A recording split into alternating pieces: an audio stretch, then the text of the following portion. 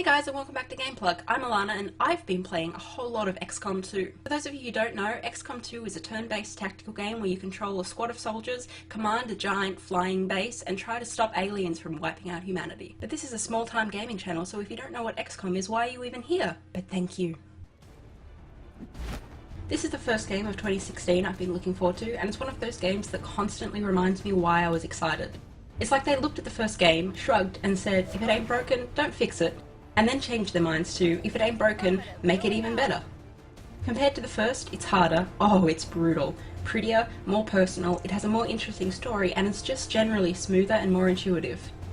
By the end of Enemy Unknown and its expansion Enemy Within, I knew all of the best tactics and could pretty much breeze through any mission, so having such different tactics and smarter AI is a huge breath of fresh air.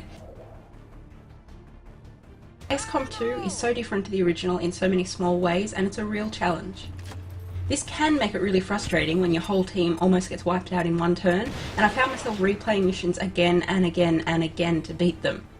But this makes it so much sweeter to win as well.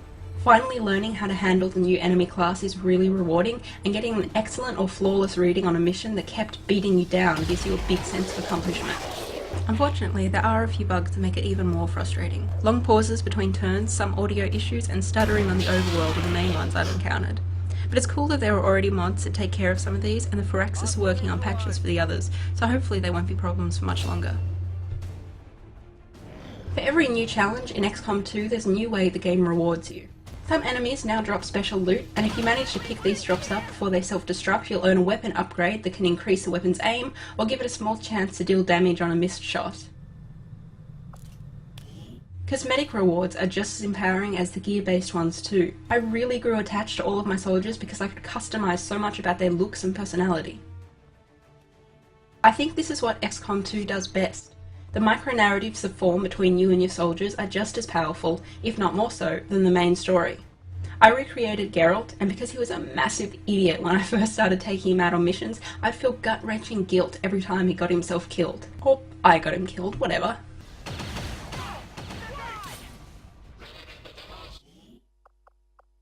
But because I was so determined to keep him alive, we shared some really memorable moments that shaped him as a character and me as a player.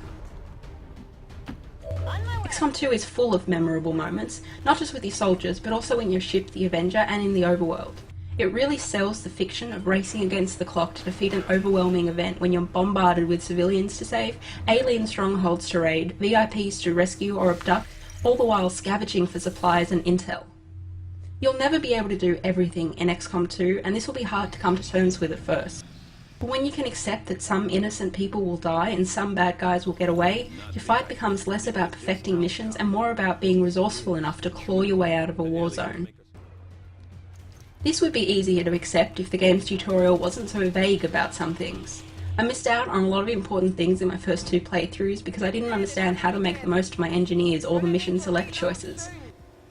But restarting the game is part of Xcom 2's charm, and you'll learn. At least now when you restart, you can bring your favourite soldiers with you. This is a small thing, but it's one of my favourite things about the game, and definitely one of the best improvements over the first. You and me, Geralt, will always be together. Xcom 2 is the best thing a sequel could be.